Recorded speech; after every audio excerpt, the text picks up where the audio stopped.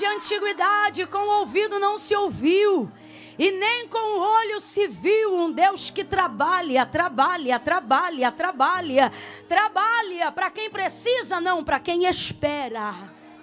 Deus não trabalha para quem precisa, para quem necessita.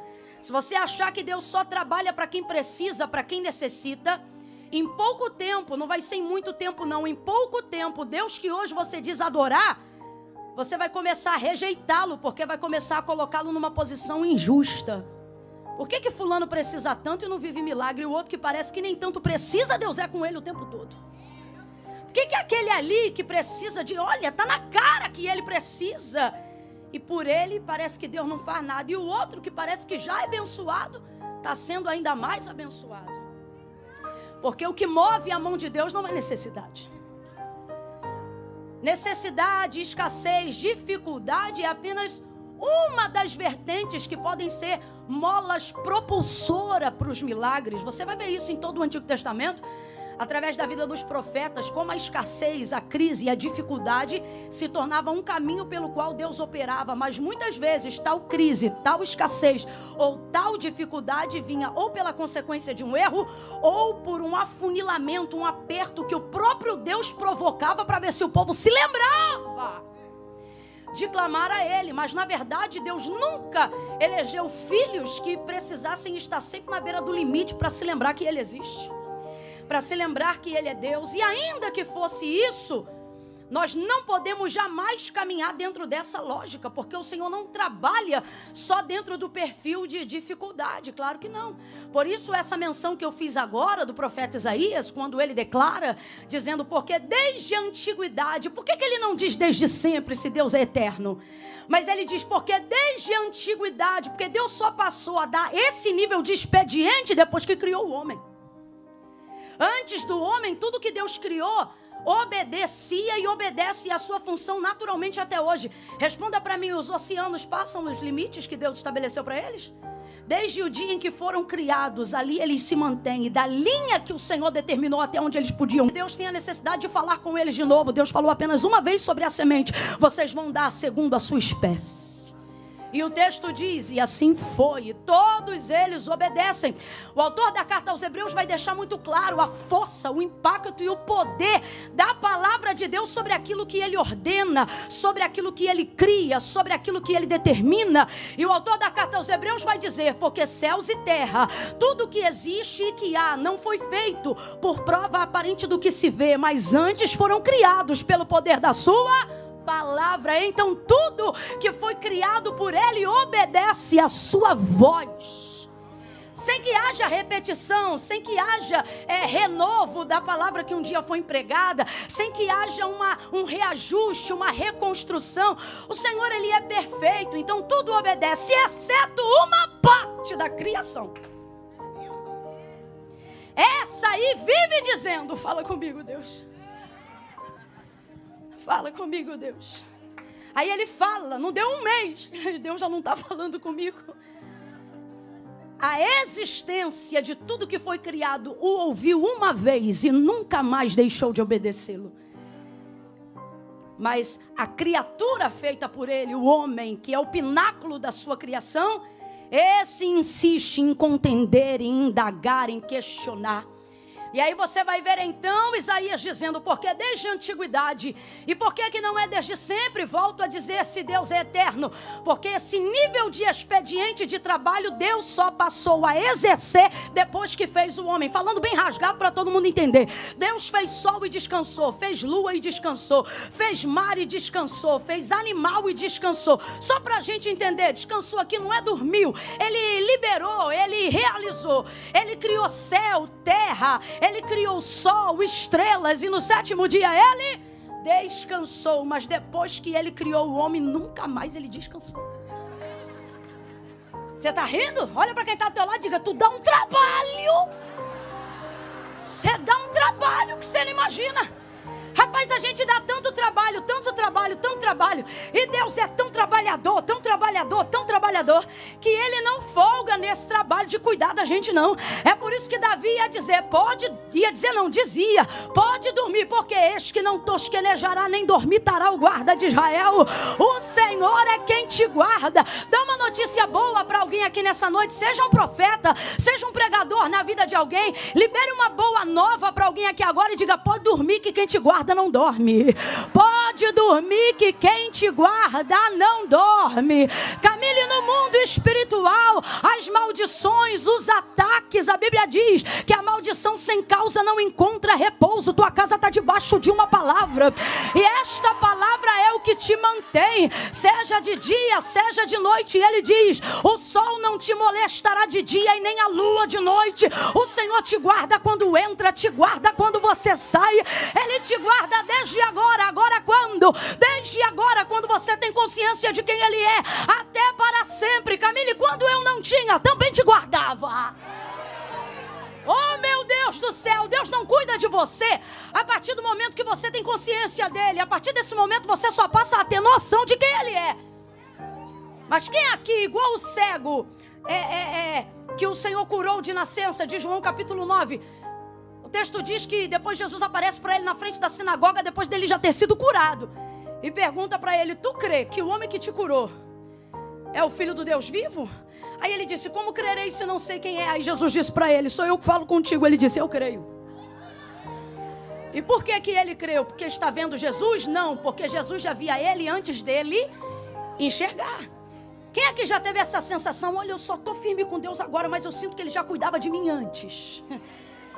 Porque Ele trabalha, Ele trabalha, Ele trabalha. Porque desde a antiguidade com o ouvido não se ouviu, e nem com o olho se viu um Deus que trabalha. Rapaz, Ele trabalha tanto, e a gente dá tanto trabalho, é tanta demanda para Deus, que eu me lembro que muitos anos mais para frente, porque não tem nem como predatar, pelo menos eu não entendo nada de arqueologia, e predatar a existência do mundo até a manifestação do verbo vivo que se fez carne em Jesus Cristo. E Jesus Cristo vai viver 33 anos humanamente contados, e nos últimos 3 anos e meio, de maneira mais ampla, o propósito dele aqui na terra. E aí depois de 3 anos e meio, mentorando, monitorando, discipulando, cuidando, ensinando na hora de partir e de cumprir Atos dos Apóstolos, capítulo 1, verso 8 em diante, ou seja, ele ser assunto aos céus, e cumprir-se ali o Salmo de Davi, que dizia messianicamente, levantai, ó portas, as vossas cabeças, levantai, ó portais eternos, para que entre o Rei da Glória. Isso é Jesus sendo assunto aos céus em Atos capítulo 1, do verso 8 em diante. Aí antes desse momento chegar, pós-morte e ressurreição de Cristo, ele vai olhar então antes da crucificação e vai dizer para os seus discípulos e para os seus filhos, eu vou para o meu Pai. Por quê? Porque meu Pai trabalha. Não é assim que ele diz? Meu Pai trabalha até agora. E ele diz assim, eu também trabalho. Eu estou indo lá para ajudar ele, para que onde eu esteja, vocês estejam também. Eu vou lá preparar lugar. Eu vou lá preparar lugar. Eu vou lá preparar o lugar. O lugar não do vosso aluguel, não da escritura da casa própria, mas ele deixa muito claro. Muitas pessoas vão dizer, na casa de meu pai há muitas moradas, mas a leitura no grego diz, na casa de meu pai há muitos quartos. Sabe o que ele está querendo dizer? Vai todo mundo morar junto em um lugar só, e eu estou preparando este lugar de morada eterna. E eu acho interessante por isso, por ele dizer, meu pai trabalha até agora e eu também trabalho. Aí ele vai dizer, por causa de quem? De vocês. E você aí achando que só o diabo trabalha. É tanta gente revelando, olha aí como é que o Senhor desfaz esse trabalho, que Deus comece a colocar a gente no teu caminho para dizer, olha aí como Deus trabalha. Olha aí como Deus trabalha. Maior é o que está conosco do que o que está com eles. Por quê? Porque com eles está o que é limitado. Camila, mas o diabo não cansa. Se ele não cansa, eu não sei. Agora, que ele não tem o mesmo poder que o nosso Deus não tem. Porque ele é onisciente, onipresente, onipotente, único e verdadeiro. E é ele que está trabalhando. Mas aonde que eu quero chegar? Eu quero chegar na ideia que nós precisamos começar a compreender. Que Deus não trabalha em prol de todos. Senão o texto diria, desde a antiguidade com o ouvido não se ouviu. E nem com o olho se viu um Deus que trabalha para todos. Com todo respeito e carinho, não é para todo mundo, não. Porque desde a antiguidade, com o ouvido não se ouviu e nem com o olho se viu. O que o profeta está dizendo é, não há registro comprovado, fato, como o nosso Deus, que trabalha por aqueles, e aí ele vai determinar qual é a classe que é favorecida pelo trabalhar de Deus. Ele diz, por aqueles que nele esperam. Se eu te falar uma outra coisa mais forte ainda, o que, Camila? Você já disse que Deus não trabalha para quem precisa. Não. Deus então trabalha para quem deseja. É um pouco mais além, ainda não é isso. Não, Camila, não. Deus trabalha para quem pede. Eu vou falar um negócio difícil de ouvir, mas precisa ser dito para a gente aprender a pedir do jeito certo.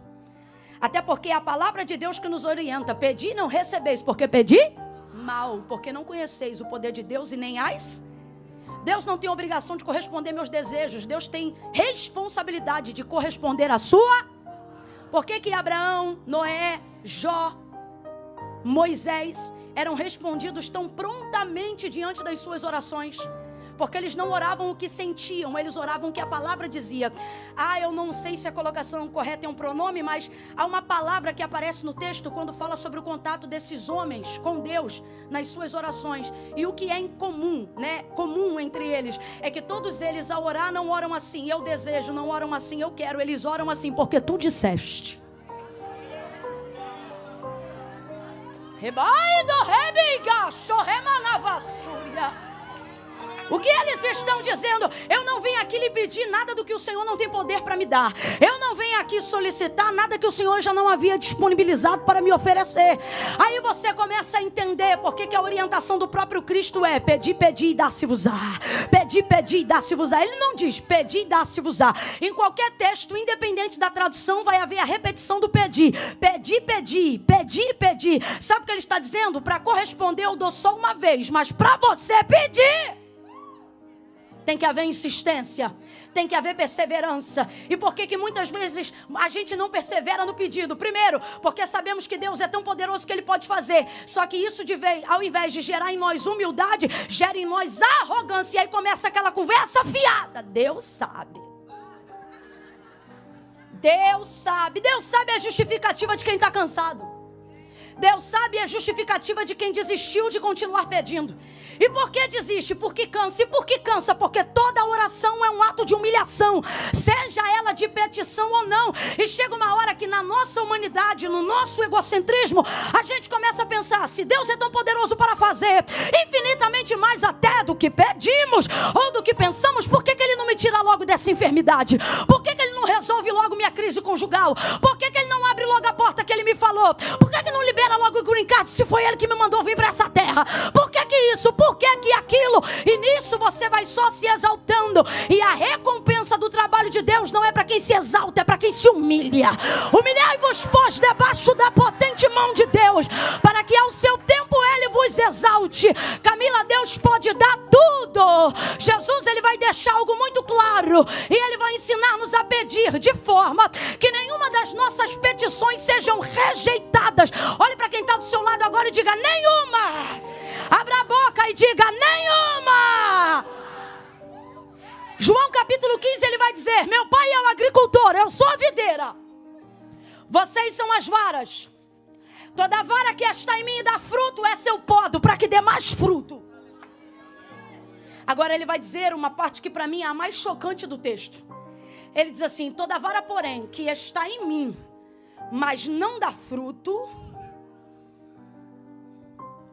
Preste atenção. Há muitas formas de você estar em Deus, mas só há uma forma de Deus estar em você. Vou falar de novo, só para você gravar. muitas formas de você estar em Deus.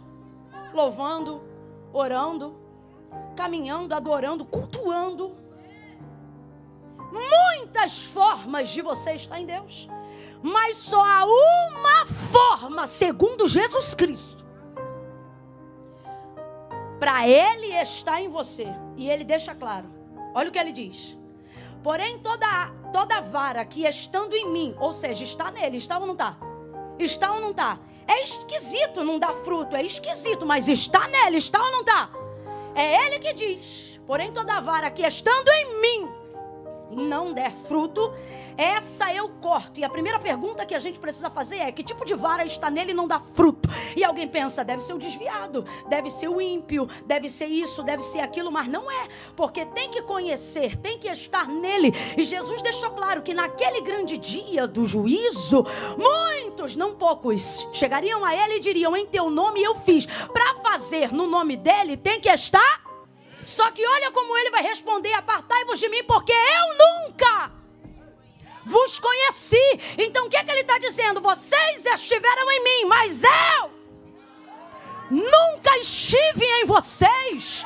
São as varas que usam o nome dele, acham que estão nele, porque há muitas formas de estarmos nele, mas só há uma forma de que ele esteja em nós. E é por intermédio de quê, Camila? Por intermédio da sua palavra. E não sou eu que estou dizendo isso, foi Jesus. Continuando então: se vós estiverdes em mim, ele continua, e as minhas palavras, então só podemos ter ele em nós se tivermos a sua. Ele não sobrevive em você baseado no que você sente. A vida do evangelho, do cristianismo e de tudo que você quer viver em Deus não tem a ver com seus sentimentos. Chora, pode chorar. Pode chorar porque isso não vai mudar a pregação. Pode chorar porque isso não vai mudar o seu conceito. Pode chorar porque isso não vai mudar a forma como Deus te vê. Eu estou falando para quem quer ter uma vida de resultado. Então ele continua e ele diz assim: mas se vós estiverdes em mim e as minhas palavras estiverdes em vós, pedireis.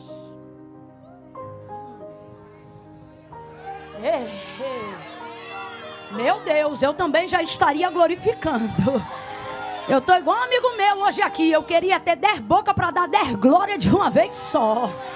Mas se vós estiverdes em mim e as minhas palavras estiverem em vós, pedireis o que quiserdes. Ele não diz eu vou pensar, ele não diz eu vou te botar na prova, ele não diz eu vou estudar o teu caso. O texto é claro: se vós estiverdes em mim e as minhas palavras estiverdes em vós, pedireis o que quiserdes e isso será feito. E isso será feito. Então o que eu preciso compreender? Que Deus não tem compromisso com o que eu sinto. Acima disso, Ele tem responsabilidade em cumprir a sua palavra. Por que que Ele não nega nada a quem lhe pede baseado na sua palavra? Porque é a sua palavra que manifesta a sua glória. É a sua palavra que manifesta a sua verdade. Então Ele diz: se a minha palavra estiver em você, não há nada que você me peça que eu não faça. Por quê? Porque você vai pedir o que é para minha glória, vai andar de acordo com a minha palavra, e eu vou corresponder absolutamente tudo o que você colocar diante de mim, diz o Senhor. Reaja diante dessa palavra e diga graças a Deus, diga glória a Deus. Tire aí 5 segundos agora para exaltar a sua palavra. Exalte a sua palavra. Palavra esta que não volta vazia, palavra que vai e faz aquilo que lhe apraz. Deus não trabalha para quem precisa e nem trabalha só para quem sonha. Deus trabalha para quem pede. Deus trabalha para quem ora. Deus trabalha para quem apresenta as suas expectativas e tudo aquilo que almeja diante do Senhor. Qual é a orientação do apóstolo? Em tudo sejam conhecidas as vossas necessidades, motivações e etc. Através da onde? Ele diz, das vossas petições. Apresentem aí qual é a tua petição. Mas não, é mais fácil andar por aí dizendo, Deus sabe. Sabe não vai fazer nada. Porque não trabalha para quem precisa, trabalha para quem se humilha, para quem pede. E se isso te incomoda, já mostra que você não é alvo da bênção. Nebaido, rebaide, minuci, camandio, rau e a Sérvia. Tem gente aqui que está revoltadinho com Deus. Já vou entrar no contexto, mas é que Deus está fluindo para alguém aqui. Revoltado com Deus. Há tantos anos que eu peço isso, não vou mais pedir nada não. Ele sabe.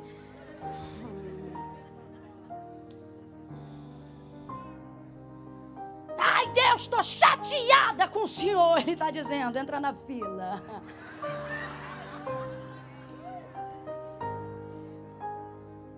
Minha palavra não muda para te agradar.